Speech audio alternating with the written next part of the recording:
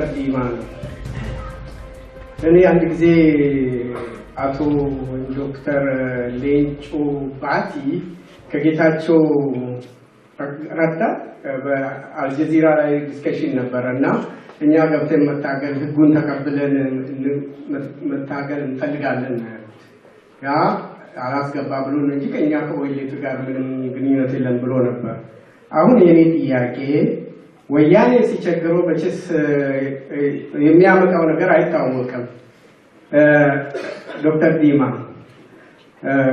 ገብታችሁ በሰላም ታገሉ አነካችሁ በቃ ተፈቅዱን ተቀብላችሁ ወያኔ ቢል እና ግንቦት ሰባትን አውዛችሁ ግቡ ቢባል ምን ነው መልሱት?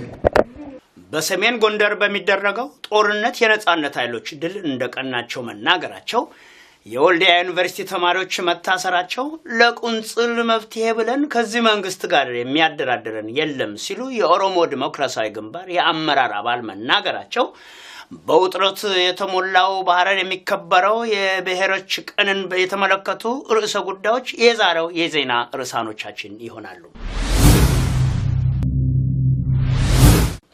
ጤና ይስጥልን ተመልካቾቻችን፣ አድማጮቻችን፣ ይህ የዜና ስርጭት ክፍለ ጊዜያችን ነው። ከዕለቱ ዜና ጋር አፈወርቅ አግደው ነኝ። በሰሜን ጎንደር በሚደረገው ጦርነት የነጻነት ኃይሎች ድል እንደቀናቸው ተናገሩ። በሰሜን ጎንደር ዞን የሚንቀሳቀሱት የነጻነት ኃይሎች ከህወሓት ኢህአዴግ ጦር ጋር እያደረጉ ባለው ጦርነት ድል እንደቀናቸው መሆኑን ለኢሳት ተናግረዋል። በውጊያው በመሳተፍ ላይ ካሉት መካከል አንዱ በሰሞኑ ውጊያ መትረየስ ሳይቀር መማረኩንና በርካታ ወታደሮች መገደላቸውን ገልጿል። ወኪላችን የሰሞኑን የውጊያ ውሎ በማስመልከት በላከው ሪፖርት አገዛዙ የበቀል እርምጃ ለመውሰድ እየተንቀሳቀሰ ነው። በዳባት ወረዳ በአጅረ ጃኖራ ከህዳር 22 እስከ ህዳር 25 ድረስ ያገዛዙ ጦር በታጋዮቹ ላይ ድንገተኛ ጥቃት ለመፈጸም በተንቀሳቀሰበት ወቅት 29 ወታደሮች ሲገደሉ ከ15 በላይ ቆስለዋል። የተማረኩ ወታደሮችም አሉ። በጦርነቱ የተገደሉ የ15 ወታደሮች አስከሬን በበራ ወንዝ ማዶ ወድቆ አልተነሳም። ቀዝቃዚት ተብሎ በሚጠራው ቦታ በተደረገው ውጊያ ወደ አካባቢው የተንቀሳቀሰው የአገዛዙ ጦር ሙሉ በሙሉ መደምሰሱን ወኪላችን ገልጿል። ውጊያውን የመሩት ሁለቱ አንዱ የበየዳ ሌላው የወሎ ተወላጅ የመቶ አለቅነት ማዕረግ ያላቸው የአገዛዙ ታማኝ ወታደሮች የተገደሉ ሲሆን ወታደሮችን ከፊት ሆኖ እየመራ ወደ ታጋዮቹ ለመውሰድ የሞከረው ሚሊሻ ምስጋናው አለሙ ክፉኛ ቆስሎ በሕክምና ላይ ነው። ቁስለኞች በአምባ ጊዮርጊስና በጎንደር ሆስፒታል በሕክምና ላይ ይገኛሉ። በወገራ ወረዳ እንቃሽ አካባቢ ከህዳር 24 እስከ 25 በተደረገው ውጊያ ደግሞ ከጸረ ሽብር ግብረ ኃይል አባላት መካከል 4 ከሚሊሻ ደግሞ 3 መገደላቸውን፣ 2 የመትረየስ ተኳሽ አባላት ይዘውት የነበረውን መትረየስ ለነጻነት ታጋዮች ማስረከባቸውን እንዲሁም 7 ያገዛዙ ወታደሮች ትግሉን መቀላቀላቸውን ወኪላችን ገልጿል። በእስካሁኑ ውጊያ ከ16 በላይ የነፍስ ወከፍ መሳሪያዎች፣ 3 መትረየስ ከቡድን መሳሪያ ደግሞ 7 ስናይፐር የጦር መሳሪያዎች ተማርከዋል። በዚሁ አካባቢ የሚካሄደው ውጊያ አሁንም ድረስ የቀጠለ ሲሆን አገዛዙ ኃይሉን ወደ አካባቢው እያስጠጋ ነው። በሰሞኑ ጦርነት ከተሳተፉት መካከል አንድ የነጻነት ኃይል ያገኙትን ድል በዝርዝር ገልጸዋል። ወደ 17 ቁስለኛ፣ ወደ 8 የሞተ፣ 1 የብሬን እግር 100 ጥይት እንደያዘ ማለት ነው። 2 ክላሽን ታጣፊ እሱን አግኝተናል። አሁንም እዛው ላይ እንደተቀመጥነ እንደተሰለፍን አለነ። ታጋዮቹ የህወሓት መሪዎች እርስ በርስ እንድንጫረስ ለማድረግ እየሞከሩ በመሆኑ ወታደሮቹ ቆም ብሎ እንዲያስቡ በድጋሚ ጥሪ አቀርበዋል። ህዝቡ እስካሁን ላሳየው ድጋፍም ምስጋናቸውን ገልጸዋል። ድጋፉ በዚህ ከቀጠለ አካባቢውን ነፃ እንደሚያወጡም ተናግረዋል። በአካባቢው ህዝብ ድርጊት የተበሳጨ የሚመስለው አገዛዙ በበቀል በመነሳሳት የእህል ክምር እንዲሁም የ11 አርሶ አደሮችን ቤት አቃጥሏል። ቤታቸው ከተቃጠለባቸው ሰዎች መካከል ተሾመ ደሴ፣ መለሰ ተሾመ፣ ታደለ መልሰው፣ ደሞዝ ነጋሽ፣ ዘሬ ተዘራ፣ ንጉስ ዘሬ፣ ለካው ይለፍ፣ ደጉ ባዜ፣ ያለው አበበ፣ ገብረ ትዕዛዙና ምስጋናው አጣኔ ይገኙበታል። በሌላ ዜና ደግሞ በቋራ መንግስት ገበሬውን ትጥቅ ማስፈታትን ጀምረዋል። በቋራ ወረዳ በ28 ኦራል መኪኖች የተጫኑ ወታደሮች ሻሽጌ ሰርከን በተባለው ቦታ በመስፈር በአካባቢው አርሶ አደሮች ላይ ድብደባ በመፈጸም ትጥቅ እያስፈቱ ነው። አምባዬ ገብረ መኳንንት አለነ ደርብ ደማስና እንዳለው አቢታ የተባሉት አርሶ አደሮች ትጥቃቸውን በኃይል እንዲፈቱ ተደርገዋል። አርሶ አደሮች ድብደባውን በመሸሽ የነጻነት ኃይሎችን እየተቀላቀሉ መሆኑንም ወኪላችን ከላከው ሪፖርት ለመረዳት ተችሏል። በሰሜን ጎንደር ሰሞኑን ስለተካሄደው ጦርነት የህወሓት ኢህአዴግ አገዛዝ የሰጠው መግለጫ የለም። የወልዲያ ዩኒቨርሲቲ ተማሪዎች ታሰሩ። ባለፈው ቅዳሜ ህዳር 24 ቀን 2009 ዓ.ም በዩኒቨርሲቲው ግቢ ውስጥ የብሔር ብሔረሰቦችን በዓል ለማክበር በተጠራ ዝግጅት ላይ ተማሪዎች በዓሉ እኛን አይወክልም በማለት ከመሰብሰቢያው አዳራሽ በመውጣት በጩኸት ተቃውሞ ማሰማታቸውን ተከትሎ የፌደራል ፖሊሶች ወደ ዩኒቨርሲቲው ግቢ በመግባት 37 ተማሪዎችን ይዘው አስረዋል። የአማራ ክልል ተወላጆች ወልቃይት ማንነቱ አማራ ነው የሚሉና ሌሎችንም አገዛዙን የሚያወግዙ መፈክሮችን ያሰሙ ሲሆን የዩኒቨርሲቲው ባለስልጣናት ፖሊሶች እርምጃ እንዲወስዱ ፈቃዳቸውን ሰጥተው ተማሪዎች እንዲያዙ አድርገዋል። በአሁኑ ሰዓት በእስር ላይ የሚገኙ የ37 ተማሪዎች ስም ዝርዝር የደረሰን ቢሆንም የዩኒቨርሲቲው የህዝብ ግንኙነት ኃላፊ አቶ ኪዳነ ማርያም ግን በእስር ላይ የሚገኙ ተማሪዎች ቁጥር ከ11 አይበልጥም በማለት ለኢሳት ተናግረዋል። ተማሪዎቹ የተያዙት ከተፈቀደው መፈክር ውጪ የራሳቸውን መፈክሮች በጩኸት በማሰማታቸው ነው ብለዋል። ለቁንጽል መፍትሄ ብለን ከዚህ መንግስት ጋር የሚያደራድረን የለም ሲሉ ዶክተር ዲማ ነገዎ ተናገሩ። በቅርቡ በአራት የፖለቲካ ድርጅቶች የተመሰረተው የኢትዮጵያ ሀገራዊ ንቅናቄ ሊቀመንበር ዶክተር ዲማ ነገዎ ይህን የተናገሩት በጀርመን የሙኒክ ከተማ ንቅናቄውን ለህዝብ ለማስተዋወቅና ድጋፍ ለማሰባሰብ በተዘጋጀው ስብሰባ ላይ ነው። ኢህአዴግ አርበኞች ግንቦት ሰባትን ካወገዛችሁ ከናንተ ጋር ድርድር ለማድረግ ዝግጁ ነኝ ቢላችሁ ከኢህአዴግ ጋር ለመደራደር ዝግጁ ትሆናላችሁ ወይ ተብሎ ለቀረበላቸው ጥያቄ ዶክተር ዲማ ነገዎ ሲመልሱ ወያኔ እናነጋግራችሁ ካልን የሚያናግረን አራታችንም ነው፣ ለቁንጽል መፍትሄ ከዚህ መንግስት ጋር አንደራደርም የሚል መልስ ሰጥተዋል። ወያኔ እናናግራችሁ ካለ የሚያናግረው በኋላ አራታችን ያለንበትን ድርጅት ነው።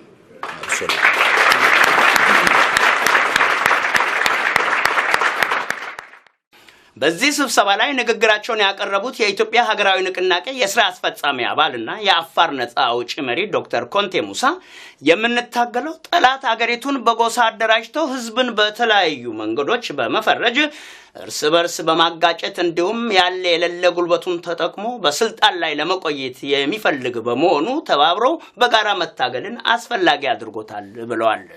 ዶክተር ኮንቴ ሙሳ እስከዛሬ በርካታ ጥምረቶች መፈጠራቸውን አውስተው ይሁን እንጂ ይህንን ጥምረት እስከዛሬ ከተደረጉት ጥምረቶች የሚለየው በመተማመን ላይ የተመሰረተ እና ለስልጣን ሳይሆን ህዝብን የስልጣን ባለቤት ለማድረግ የተመሰረተ በመሆኑ ነው ሲሉ አክለዋል። የንቅናቄው ሊቀመንበር የኦሮሞ ዴሞክራሲያዊ ግንባር ከፍተኛ የአመራር አባል የሆኑት ዶክተር ዲማም እንዲሁ የአዲሱን ንቅናቄ አስፈላጊነት በኦሮምኛና በአማርኛ አቀርበዋል። ዶክተር ዲማም በቅርቡ በኢትዮጵያ የተካሄደው ህዝባዊ ትግል መሪዎቹ ታስረውበት እንኳን ትግሉ መቀጠል መቻሉ አዎንታዊ ገጽታው ቢሆንም ማዕከላዊ አመራር የሌለው መሆኑ ሂደቱን እንደጎዳው ገልጸዋል። ይህንን የአመራር ክፍተት ለመሙላት ሀገራዊ ንቅናቄው መመስረቱን ዶክተር ዲማ አስረድተዋል። ለኢትዮጵያ ከእንግዲህ የሚያስፈልገው የመንግስት ለውጥ ሳይሆን የስርዓት ለውጥ ነው የሚሉት ዶክተር ዲማ ኢትዮጵያ ከዚህ በኋላ የምትፈልገው ህዝብ ሲፈልግ መሪዎቹን ወደ ስልጣን የሚያወጣበትን ሳይፈልግ ደግሞ የሚያወርድበትን ስርዓት በመሆኑ ሁላችንም ለዚህ ስርዓት መመስረት የበኩላችንን እንስራ ብለዋል።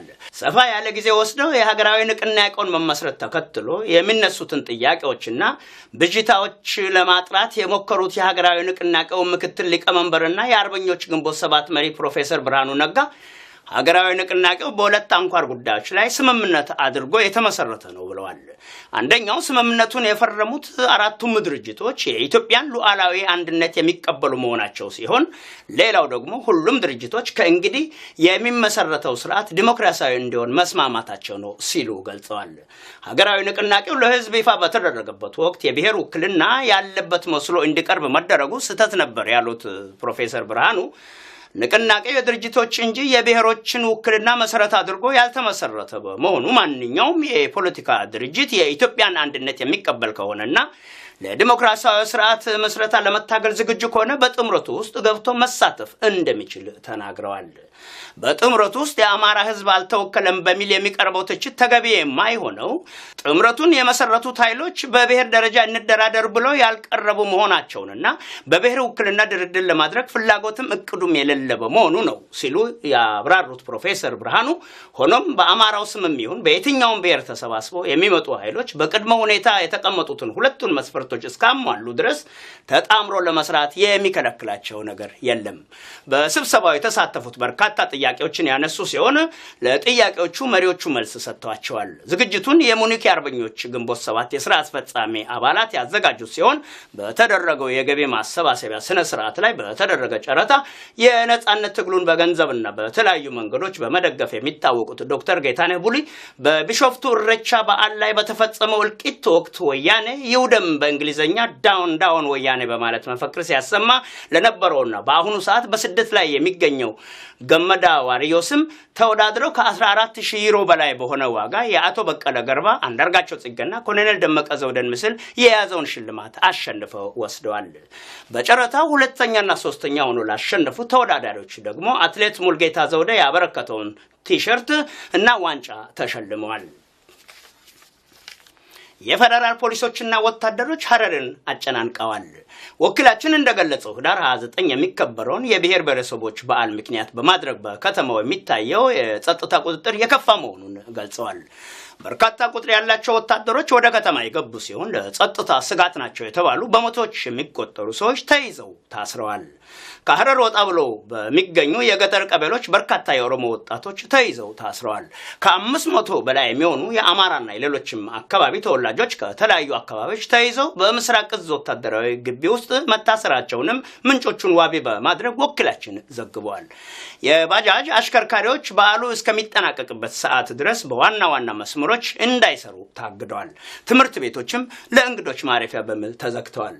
ነጋዴዎች ደግሞ ከማዘጋጃ ቤት ከ70 እስከ 100 ብር በሚደርስ ዋጋ የክልሉን ባንዲራና ባለኮከቡን የሀገሪቱን ባንዲራ ገዝተው በድርጅቶቻቸው ላይ እንዲሰቅሉ ታዘዋል።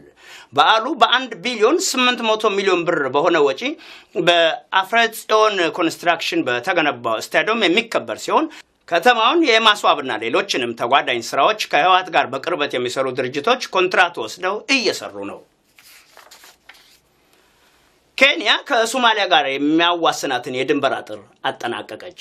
የአልሻባብን ተደጋጋሚ ጥቃት በመስጋት የኬንያ መንግስት ከሶማሊያ ጋር የሚያዋስነውን 3000 ኪሎ ሜትር ድንበር የአጥር ከለላ ሰርታ አጠናቃለች። በኮንክሪት ቋሚዎችና እሾሃማ ሽቦዎች በመጠቀም የድንበር አጥሩ ተሰርቷል። የኬንያ መንግስት የአገር ውስጥ ጉዳይ ሚኒስቴር መስሪያ ቤት ባለፈው ዓመት ውሳኔውን ማሳለፉ ይታወሳል። የኬንያ መንግስትን የድንበር አጥር አስመልክቶ የሶማሊያ መንግስት ደስተኛ አለመሆኑን ዳልሳን ሬዲዮን ጠቅሶ አል አፍሪካንስ ዘግቧል። ተመልካቾቻችንና አድማጮቻችን የዕለቱ ዜናችን ይህንን ይመስል ነበር። ከቀሪው የኢሳት ዝግጅት ጋር መልካም ቆይታ።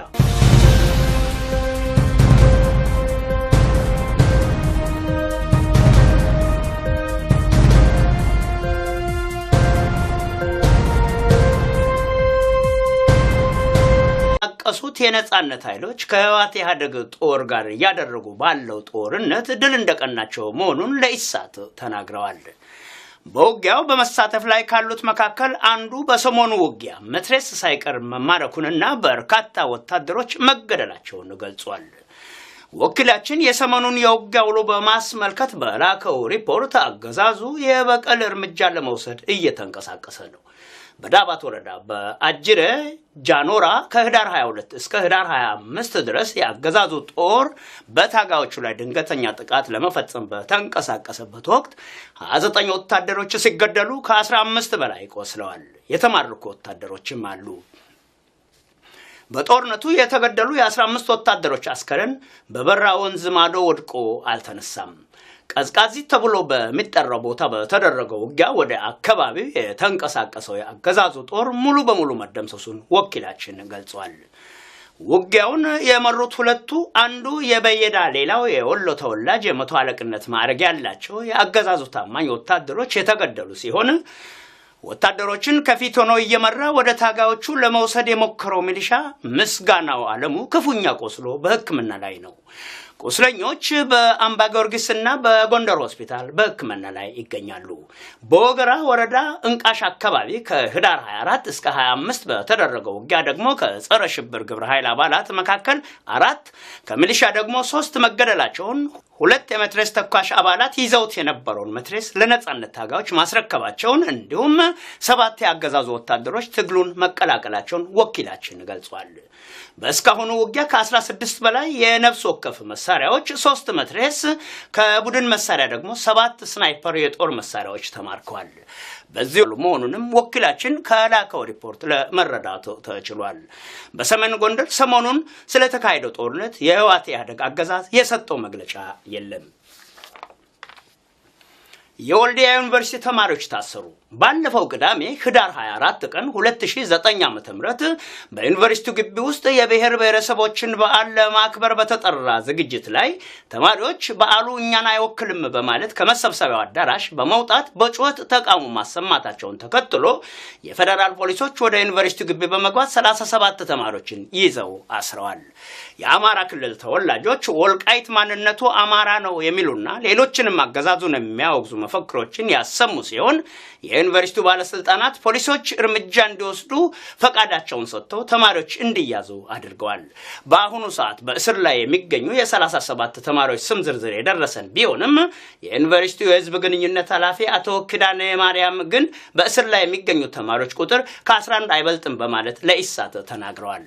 ተማሪዎቹ የተያዙት ከተፈቀደው መፈክር ውጪ የራሳቸውን መፈክሮች በጩኸት በማሰማታቸው ነው ብለዋል። ለቁንጽል መፍትሄ ብለን ከዚህ መንግስት ጋር የሚያደራድረን የለም ሲሉ ዶክተር ዲማ ነገዎ ተናገሩ። በቅርቡ በ4 የፖለቲካ ድርጅቶች የተመሰረተው የኢትዮጵያ ሀገራዊ ንቅናቄ ሊቀመንበር ዶክተር ዲማ ነገዎ ይህን የተናገሩት በጀርመን የሙኒክ ከተማ ንቅናቄውን ለህዝብ ለማስተዋወቅና ድጋፍ ለማሰባሰብ በተዘጋጀው ስብሰባ ላይ ነው።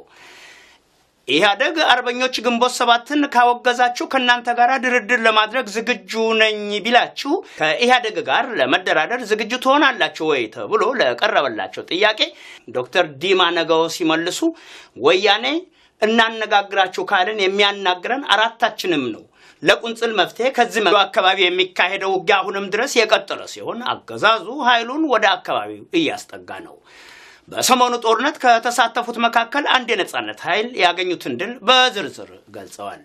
ወደ 17 ቁስለኛ ወደ 8 የሞተ አንድ የብሬን እግር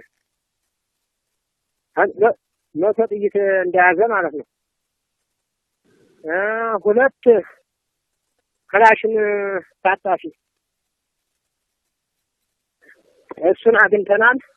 አሁንም እዛው ላይ እንደተቀመጥነ እንደተሰለፍን አለነ።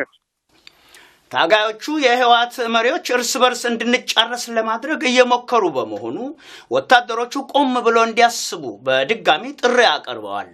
ህዝቡ እስካሁን ላሳየው ድጋፍም ምስጋናቸውን ገልጸዋል። ድጋፉ በዚህ ከቀጠለ አካባቢውን ነፃ እንደሚያወጡም ተናግረዋል። በአካባቢው ህዝብ ድርጊት የተበሳጨ የሚመስለው አገዛዙ በበቀል በመነሳሳት የእህል ክምር እንዲሁም የ11 አርሶ አደሮችን ቤት አቃጥሏል። ቤታቸው ከተቃጠለባቸው ሰዎች መካከል ተሾመ ደሴ፣ መለሰ ተሾመ፣ ታደለ መልሰው፣ ደሞዝ ነጋሽ፣ ዘሬ ተዘራ፣ ንጉስ ዘሬ፣ ለካው ይለፍ፣ ደጉ ባዜ፣ ያለው አበበ፣ ገብረ ትዕዛዙና ምስጋናው አጣኔ ይገኙበታል። በሌላ ዜና ደግሞ በቋራ መንግስት ገበሬውን ትጥቅ ማስፈታትን ጀምረዋል። በቋራ ወረዳ በ28 ኦራል መኪኖች የተጫኑ ወታደሮች ሻሽጌ ሰርከን በተባለው ቦታ በመስፈር በአካባቢው አርሶ አደሮች ላይ ድብደባ በመፈጸም ትጥቅ እያስፈቱ ነው። አምባዬ ገብረ፣ መኳንንት አለነ፣ ደርብ ደማስና እንዳለው አቢታ የተባሉት አርሶ አደሮች ትጥቃቸውን በኃይል እንዲፈቱ ተደርገዋል። አርሶ አደሮች ድብደባውን በመሸሽ የነጻነት ኃይሎችን እየተቀላቀሉ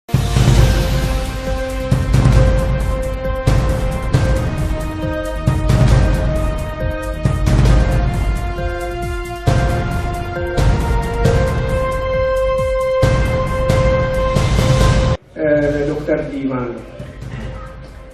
እኔ አንድ ጊዜ አቶ ዶክተር ሌንጮ ባቲ ከጌታቸው ረዳ በአልጀዚራ ላይ ዲስከሽን ነበረና እኛ ገብተን መታገል ህጉን ተቀብለን መታገል እንፈልጋለን ያ አላስገባ ብሎ እንጂ ከኛ ከወይሌቱ ጋር ምንም ግንኙነት የለም ብሎ ነበር።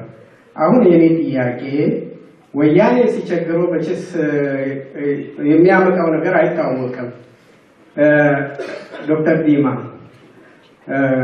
ገብታችሁ በሰላም ታገሉ አነካችሁ በቃ ተፈቅዱን ተቀብላችሁ ወያኔ ቢል እና ግንቦት ሰባትን አጉዛችሁ ግቡ ቢባል ምን ነው መልሱት?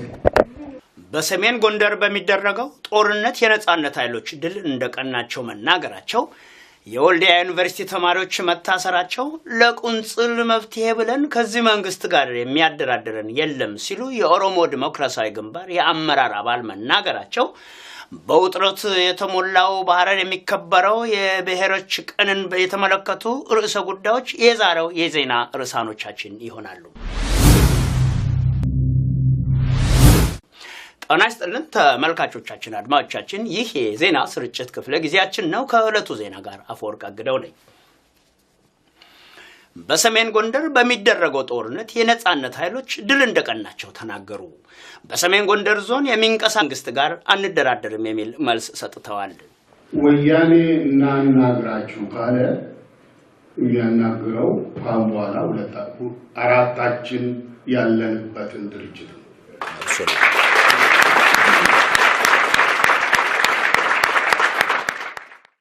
በዚህ ስብሰባ ላይ ንግግራቸውን ያቀረቡት የኢትዮጵያ ሀገራዊ ንቅናቄ የሥራ አስፈጻሚ አባልና የአፋር ነጻ አውጪ መሪ ዶክተር ኮንቴ ሙሳ የምንታገለው ጠላት አገሪቱን በጎሳ አደራጅቶ ህዝብን በተለያዩ መንገዶች በመፈረጅ እርስ በርስ በማጋጨት እንዲሁም ያለ የሌለ ጉልበቱን ተጠቅሞ በስልጣን ላይ ለመቆየት የሚፈልግ በመሆኑ ተባብረው በጋራ መታገልን አስፈላጊ አድርጎታል ብለዋል። ዶክተር ኮንቴ ሙሳ እስከዛሬ በርካታ ጥምረቶች መፈጠራቸውን አውስተው ይሁን እንጂ ይህንን ጥምረት እስከዛሬ ከተደረጉት ጥምረቶች የሚለየው በመተማመን ላይ የተመሰረተ እና ለስልጣን ሳይሆን ህዝብን የስልጣን ባለቤት ለማድረግ የተመሰረተ በመሆኑ ነው ሲሉ አክለዋል። የንቅናቄው ሊቀመንበር የኦሮሞ ዲሞክራሲያዊ ግንባር ከፍተኛ የአመራር አባል የሆኑት ዶክተር ዲማም እንዲሁ የአዲሱን ንቅናቄ አስፈላጊነት በኦሮምኛና በአማርኛ አቀርበዋል። ዶክተር ዲማም በቅርቡ በኢትዮጵያ የተካሄደው ህዝባዊ ትግል መሪዎቹ ታስረውበት እንኳ ትግሉ መቀጠል መቻሉ አዎንታዊ ገጽታው ቢሆንም ማዕከላዊ አመራር የሌለው መሆኑ ሂደቱን እንደጎዳው ገልጸዋል። ይህንን የአመራር ክፍተት ለመሙላት ሀገራዊ ንቅናቄው መመስረቱን ዶክተር ዲማ አስረድተዋል። ለኢትዮጵያ ከእንግዲህ የሚያስፈልገው የመንግስት ለውጥ ሳይሆን የስርዓት ለውጥ ነው የሚሉት ዶክተር ዲማ ኢትዮጵያ ከዚህ በኋላ የምትፈልገው ህዝብ ሲፈልግ መሪዎቹን ወደ ስልጣን የሚያወጣበትን ሳይፈልግ ደግሞ የሚያወርድበትን ስርዓት በመሆኑ ሁላችንም ለዚህ ስርዓት መመስረት የበኩላችንን እንስራ ብለዋል። ሰፋ ያለ ጊዜ ወስደው የሀገራዊ ንቅናቄውን መመስረት ተከትሎ የሚነሱትን ጥያቄዎችና ብዥታዎች ለማጥራት የሞከሩት